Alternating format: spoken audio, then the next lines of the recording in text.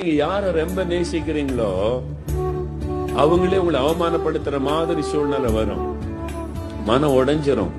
நம்ம இவ்வளவு நேசிச்சமே, இவ்வளவு அன்பு காட்டினமே, இந்த மாதிரி துரோகம் பண்ணி நம்மளை கேவலப்படுத்திட்டாங்களே. ஆண்டவர்ட்ட போன அவர் என்ன சொல்லுவார்? மகனே, மகளே, மனுஷனுடைய அன்பெல்லாம் மாறிடும், ஏன் அன்புதான் நிலையானது. என்ன பிடிச்சுக்க, அதெல்லாம் நேசிக்காத, என்ன பிடித்துக்கொள். அப்படி யாரு மேல உயிர் வைக்காதங்க. நான் உங்களுக்கு ஆலோசனையா சொல்றேன், நீங்க உயிரையே வைக்கணும்னா ஒரே ஒருவர் தகுதியானவர், இயேசு, இயேசு, இயேசு, இயேசு. அவர் மேல உயிரே வைங்க, உங்களை விட்டு விலகவே மாட்டார். அப்படி அன்பு மாறவும் மாறா. இயேசு இல்லாம என்னால இருக்க முடியாது, அதான் சொல்லணும். இயேசோடு ஐக்கியம் வச்சு பாருங்க, அவரை விட்டு உங்களால விலகவே முடியாது. நான் சொல்லுவேன், அவருடைய சமூகத்துல சில சமயம் உட்கார்ந்து, ஆண்டவரே நீர் இல்லாம வாழ முடியாது, நீர் ஒருத்தர் எனக்கு போதும், நீர் ஒருவர் எனக்கு போதும், நீர் இல்லாம வாழ முடியாது ஆண்டவரே.